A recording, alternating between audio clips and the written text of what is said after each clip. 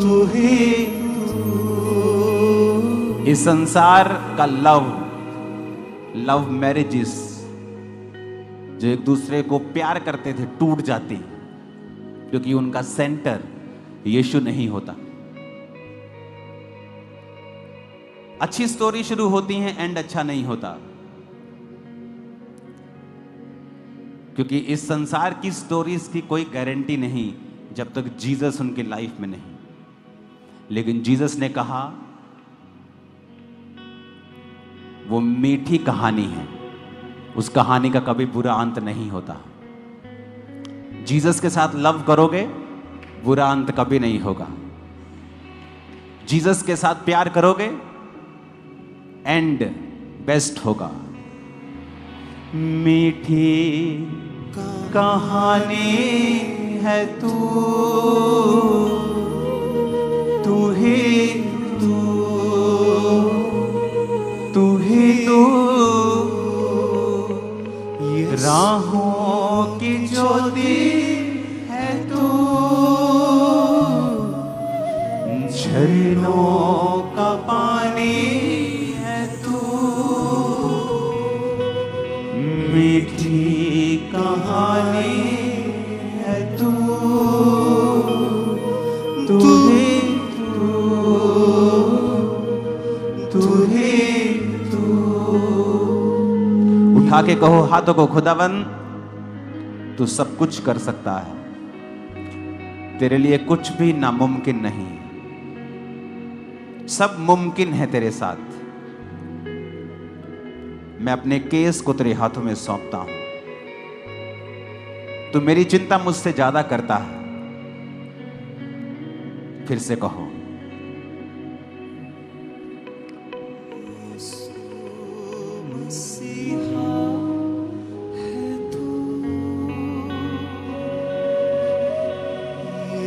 प्रभु यीशु मसीह के सामर्थी नाम में मांगते हैं।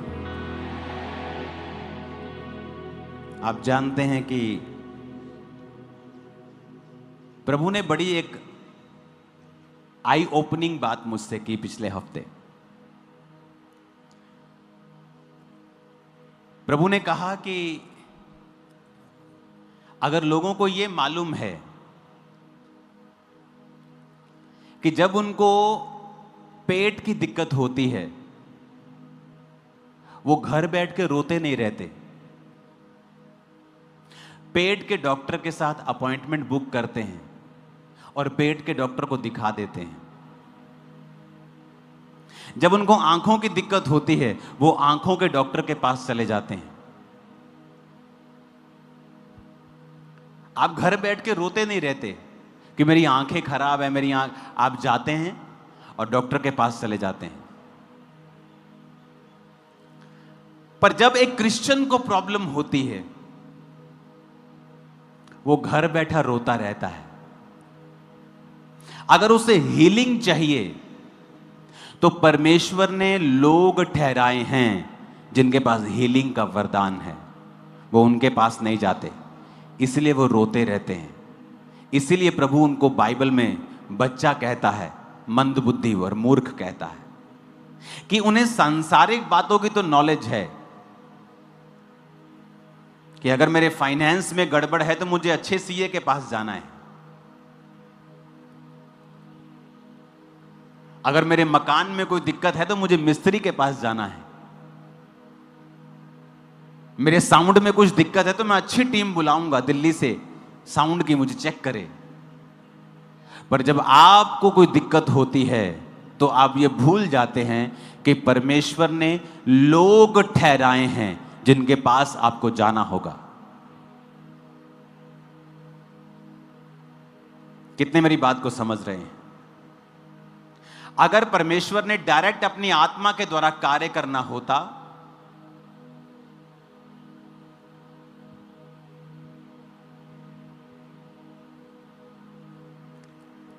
तो वो कभी ना कहता कि मैंने चर्च में pastors, evangelist, profits, apostles, teachers ठहराए हैं। वो ये कहता कि मैंने अपना आत्मा ठहराया है जो तुम्हारी जिंदगी में काम करेगा।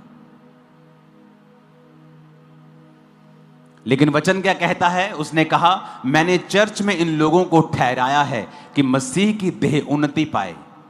आप हील होंगे, आप उन्नति करेंगे। मैं आपको बता रहा हूं, healing is a spiritual thing. आपके कमर में दर्द है, आप बैठकर प्रार्थना नहीं कर सकते फुल कंसंट्रेशन के साथ, लेकिन जब वो दर्द हील हो जाता है, आप फ्री हो जाते हैं फुल पोटेंशियल के साथ प्रार्थना करने के लिए। सो healing, deliverance is a spiritual thing. ये कोई शारीरिक चीज नहीं है जिसको लोग, जिसकी निंदा करने लगते हैं क्योंकि उनके पास वो वरदान नहीं है। हाथ ना आए थू कोड़ी। ऐसे पास्टर्स भी हैं जिनके पास हीलिंग का वरदान नहीं है। अपने प्रचार से उनकी चर्च में लाखों लोग हैं जो लोग ये बोलते हैं कि हमारे पास हीलिंग का वरदान नहीं, हम सच बोलते हैं इसलिए हमारे पास लोग थोड़े हैं। मैं आपको अकेले प्रचारक बता देता हूं जो इस इंडिया की दूसरी सबसे बड़ी चर्च है, वहां पे 3.5 लाख मेंबर हैं, सिर्फ प्रचार करता है पास्टर।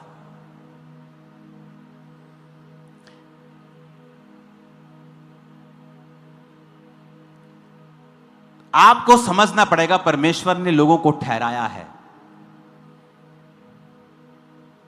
अगर आप जीवित चर्च का हिस्सा नहीं हैं, आप परमेश्वर को कंप्लेंट नहीं कर सकते, क्योंकि परमेश्वर ने तो कहा है कि मैंने तो उन लोगों को ठहराया है। तुझे हीलिंग चाहिए, जा। डिलीवरेंस चाहिए, जा। आज प्रोफेटिकली मैंने आपको एक बात बताई है कि 6 मंथ हमने फाइट की है, पहले 6, अगले 6 महीने महिमा के होंगे, ग्लोरियस होंगे, शानदार होंगे, शानदार, बिल्कुल शानदार।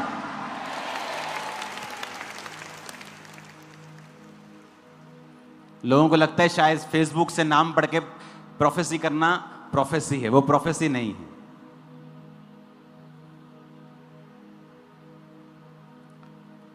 आप अपने लोगों को देखेंगे, अपने रिश्तेदारों को, दोस्तों को देखेंगे कि वो स्पिरिट डबल ट्रिपल 10 गुना ज्यादा खिंचाहट से उनको अपनी ओर खींच रही है और परमेश्वर के भवन में लेके आ रही है। वो आत्मा आप देखेंगे उनके साथ, आप देखोगे।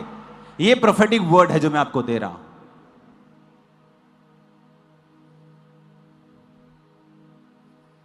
हालेलुया।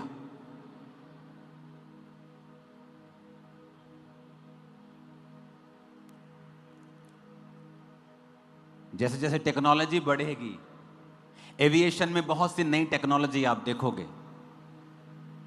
फ्यूचर तो ऐसा होगा कि जहाज क्रैश होने की घटनाएं 0 पॉइंट समथिंग % पे आ जाएंगी, इतनी कम हो जाएंगी।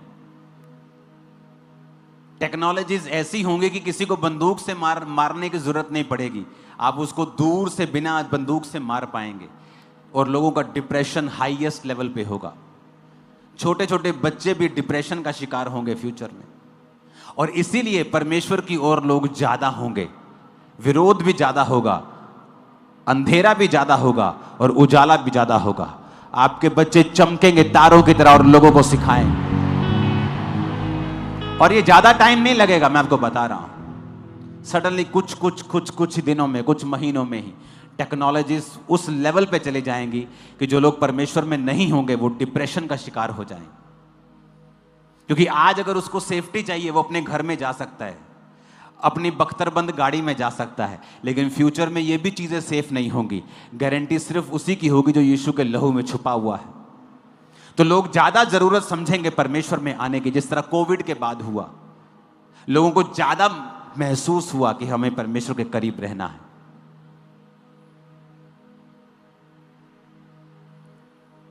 तो आप अगर घर में बैठे कंप्लेंट कर रहे हैं तो गलती परमेश्वर की नहीं है। आपको हीलिंग चाहिए, डिलीवरेंस चाहिए, प्रोफेटिक आपको विजन चाहिए, परमेश्वर क्या चाहता है, आप जीवित चर्च में आएं और सुने फिर परमेश्वर क्या चाहता है। मेरे 21 साल परमेश्वर में पूरे हो जाएंगे। इसको जूम करो जरा।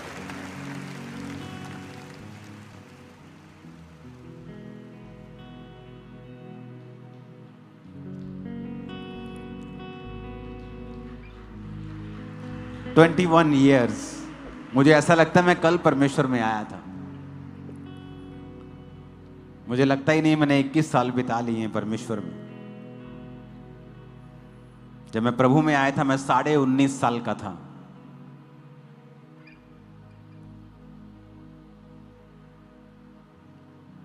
आपको यह बात समझनी ही पड़ेगी। तैयार हो इस मीटिंग के लिए? यह आम मीटिंग नहीं होगी। आप इस मीटिंग में इतनी फायर को रिसीव करके जाओगे ना, आप लोगों को हील कर सकोगे, आप हाथ रखोगे तो। मैं आपको बता रहा हूं, जो इस चर्च के रेगुलर मेंबर्स हैं ना, वो ऑलरेडी अनॉइंटेड है। मैं आपको बता रहा हूं, ऑलरेडी आपके अंदर मसा है, आपको चाहे ना मालूम हो।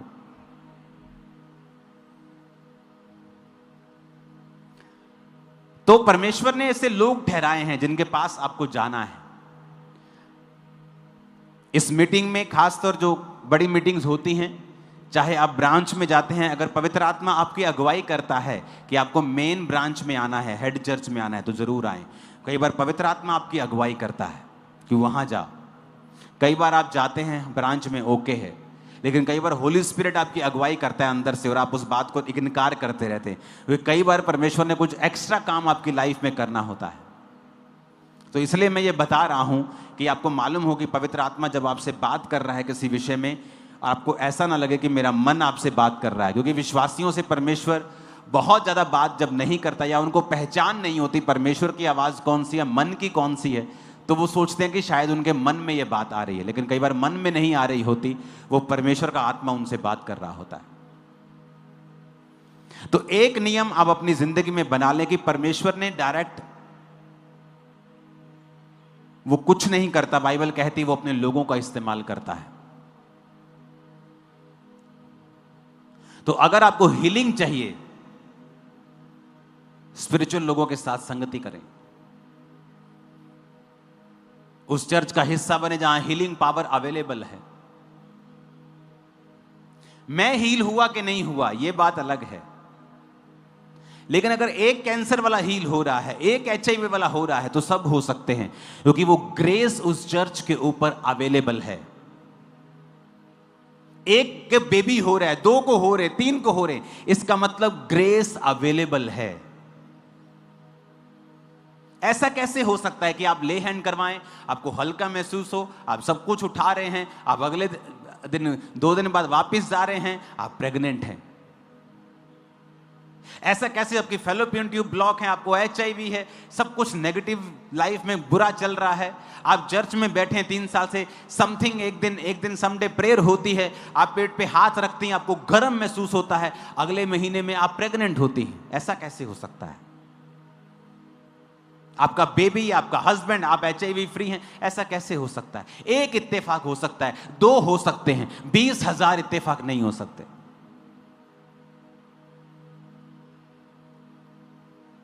एक संडे कम से कम आप 20-25 गवाहियां रेगुलर सुनते हो, 70 से 100 गवाहियां आप इंस्टेंट सुनते हो। थर्सडे मिला लो, पूरा महीना मिला के आप 800 से 1000 गवाहियां सिर्फ यहां सुनते हो। बन्नी कितनी है वो पता नहीं कितने हजार में। एक साल में क्या 25,000 इत्तेफाक हो सकते हैं?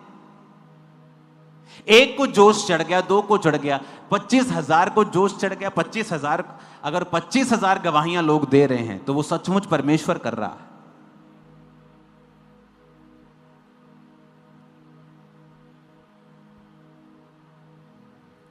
अपने पड़ोसी को जोर से बोलना ये बात, बोलो अपने आप कुछ नहीं होता, तुम्हें करना पड़ता है। फिर से कहो,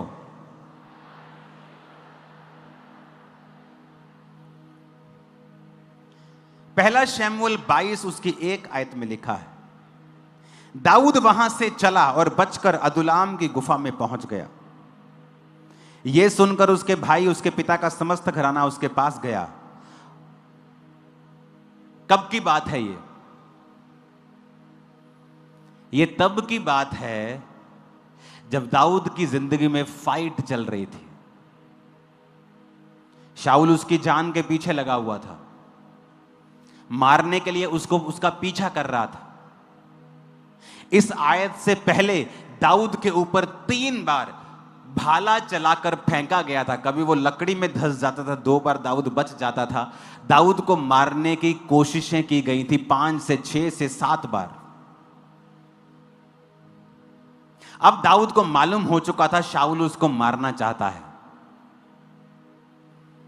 शाऊल का बेटा योनाथन उससे प्यार करता था और उसको हमेशा बचाता था।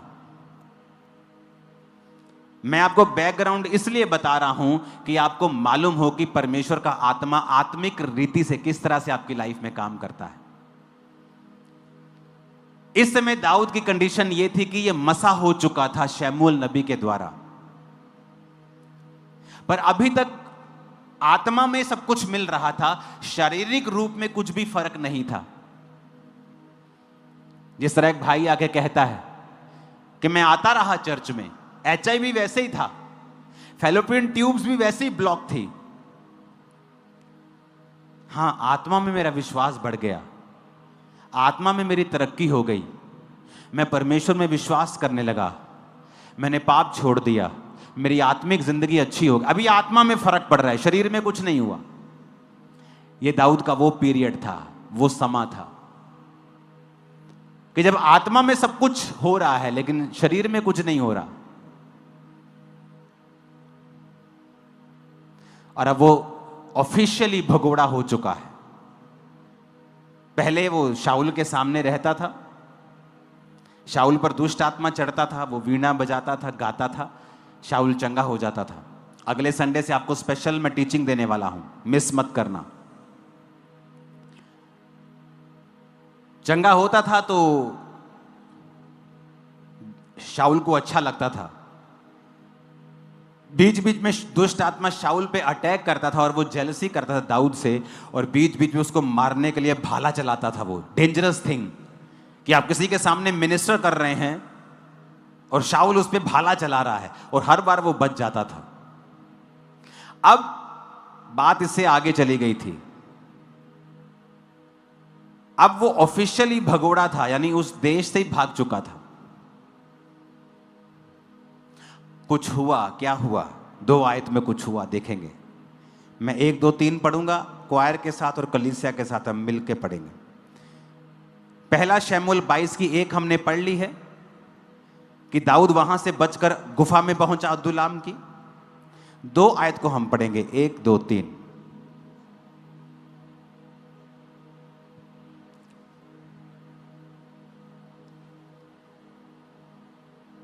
अपनी बाइबल से पढ़ें, स्क्रीन से अगर ना पढ़ें तो ज़्यादा अच्छा है, अगर बाइबल में है तो। अगर बाइबल नहीं लाए तो अगली बार लेके आए। क्वायर आपके साथ पढ़ेंगे, 1, 2, 3 क्वायर के साथ। क्या हो गया क्वायर?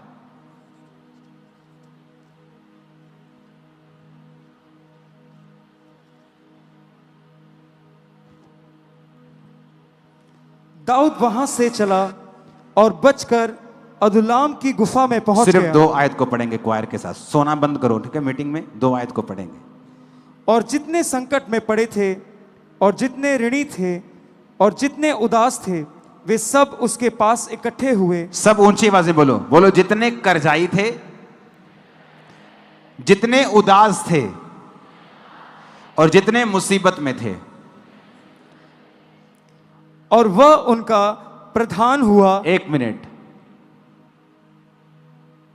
दाऊद के पास कौन लोग आए? जितने संकट में थे, दूसरे कर्जाई, तीसरे उदास।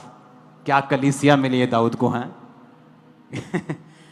कि जितने मुसीबत के मारे, जितने संकट के मारे, जितने कर्जाई, सब दाऊद के पास चले गए।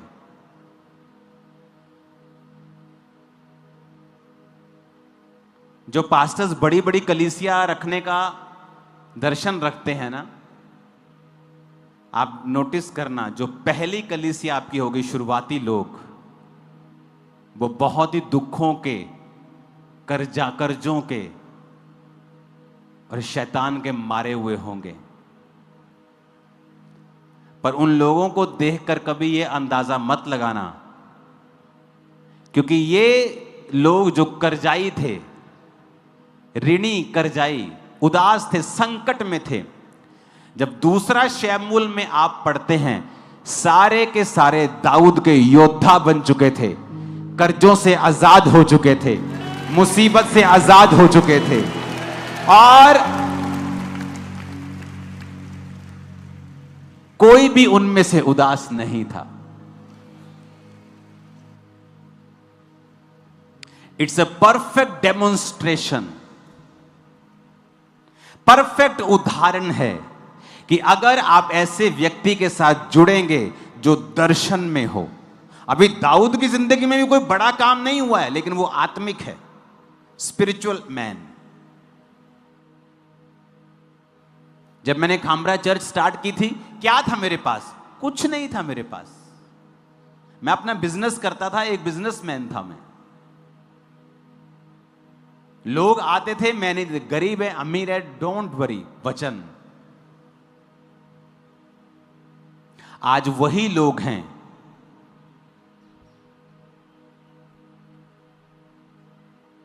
जो लाखों की सपोर्ट कर रहे हैं हर महीने चर्च की। वही लोग सेम सालों से आ रहे हैं यहां, आज भी जानते हैं मुझे, मैं मिलता हूं उनसे और खुशी होती मुझे। पुराना मेंबर देखता हूं मैं, खुशी होती मेरे को। पता नहीं कहां पीछे पीछे बैठे रहते ये लोग, कभी कभी मिल जाते हैं, लेट आते हैं, कभी उधर बैठ जाते हैं ओवरफ्लो में। अब यहां पर वो ऋणी थे, ऋणी रहे, संकट में थे, संकट में ही रहे, उदास थे, उदास ही रहे, जब तक वो दाऊद के पास नहीं आए। क्या वो परमेश्वर को नहीं मानते थे? मानते थे।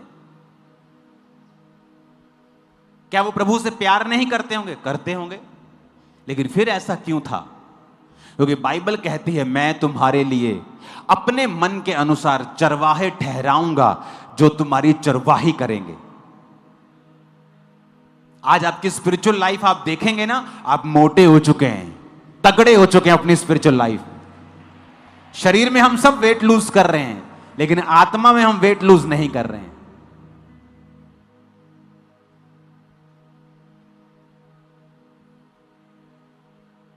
ये लोग कर्जाई के कर्जाई रहे, संकट में थे, संकट में ही रहे, जब तक ये दाऊद के पास नहीं आए। आप क्यों विश्वासी हैं? जब तक आप एक जीवित चर्च का हिस्सा नहीं हैं, मैं आपको बताता हूं, आपकी मुसीबतें खत्म नहीं होंगी। क्योंकि परमेश्वर ने आपको एक दर्शन का हिस्सा बनाना है। दाऊद के ऊपर एक दर्शन था कि मेरे मन के अनुसार जो राजा होना चाहिए वो दाऊद है। दाऊद को एक टीम चाहिए जो दाऊद के आगे आगे काम करे। मैं दाऊद से बात करूंगा, दर्शन दाऊद को दूंगा, दाऊद मेरे लिए काम करेगा, यह टीम दाऊद के लिए काम करेगी। जब तक वो टीम दाऊद के लिए काम नहीं करेगी, मैं इनको संकटों से आजाद नहीं करूंगा।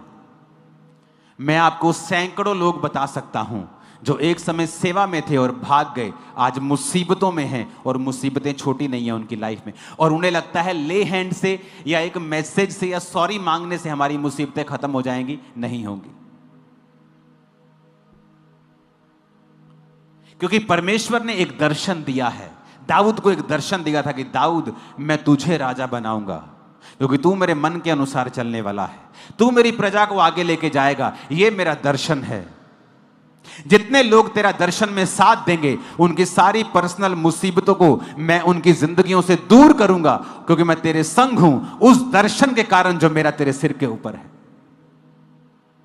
अगर ये कर्जाई रोते रहते तो रोते रहते, संकट में रहते तो संकट में रहते। उन्होंने फैसला किया, हम दर्शन के साथ जुड़ेंगे।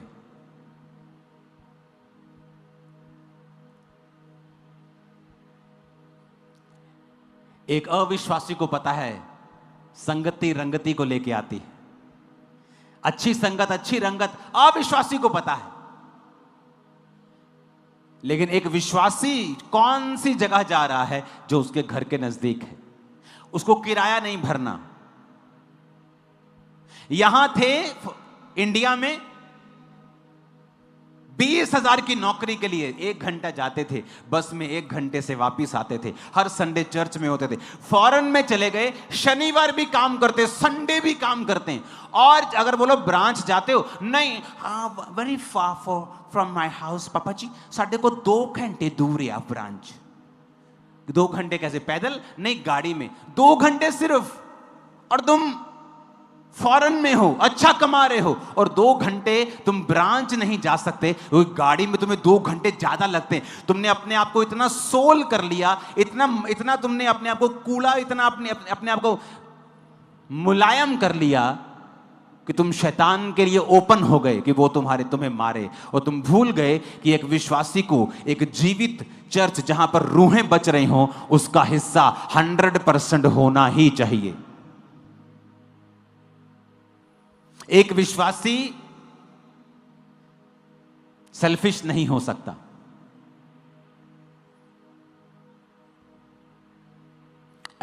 जिथे सेल्फ रिस्पेक्ट नहीं हैगी, मैं उथे नहीं जाऊंगा।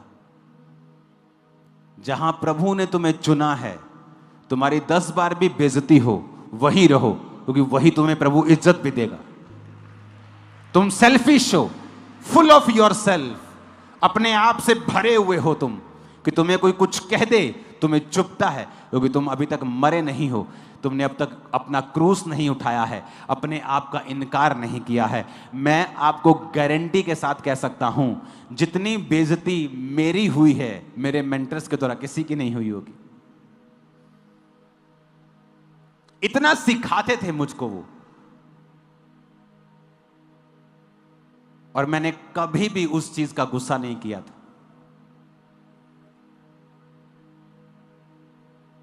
मैंने अपने पास्टर से उसकी अपनी टी-शर्ट मांगी थी, और मैं उसके ऑफिस के बाहर 8 घंटे तक रहा था।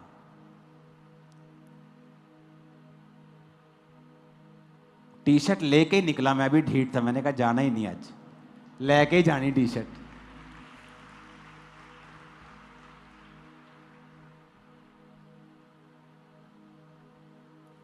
जब तुम अपने आप में मरे ही नहीं हो, तुम्हें किसी वॉलंटियर ने कुछ कह दिया, तुम अपने आप से इतने भरे हुए हो, तुम प्रभु का स्पर्श नहीं ले सकते।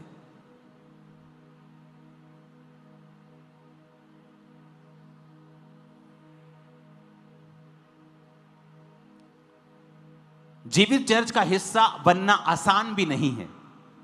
आपको एफर्ट्स लगाने पड़ते हैं, चैलेंजेस का सामना करना पड़ता है। चर्च को संभालने वाले इस चर्च में 5200, 5300, पता नहीं 5500 वॉलंटियर्स हैं। 5500 वॉलंटियर्स, सब ब्रांचेस मिला के। आपको क्या लगता है, अगर उनमें से 1% भी किसी का दिमाग खराब हो, तो कम से कम 50 होंगे जिनका दिमाग खराब होगा। तो अगर आप किसी के दिमाग खराब करवाने पर दिमाग खराब कर सकते हैं, तो आपको अपना दिमाग ठीक करने की जरूरत पड़ेगी। क्योंकि हजारों में कुछ तो लोग होंगे जो आज सताए हुए होंगे, मूड खराब वाले होंगे। क्या आप उनके कुछ बोलने से निरुत्साहित हो जाएंगे? क्या आपको नहीं पता आप जीवित चर्च का हिस्सा हैं? क्या आपको नहीं पता परमेश्वर ने आपको भेजा है? क्या आपको नहीं पता एक दर्शन के तहत आप यहां पर हैं, और आपकी लाइफ आज से कभी सेम नहीं। ये प्रोफेटिक वर्ड है, कुछ करो या ना करो, आज मैं कह रहा हूं आपकी लाइफ कभी सेम नहीं। आज के बाद एक नेक्स्ट लेवल के ऊपर आप जा रहे हो। आमीन। मेरे को खड़कने वाला चाहिए छत के ऊपर। हालेलुया। पढ़ो इन लोगों को, पहले शमूएल में पढ़ो इन कर्जाइयों को, इन कर्जाइयों को, इन ऋणियों को, इन दुखियों को, इन मुसीबत में पड़े हुए लोगों को पढ़ो। लेकिन मैं आपको बताता हूं, फिर दूसरा शमूएल भी पढ़ना। हालेलुया।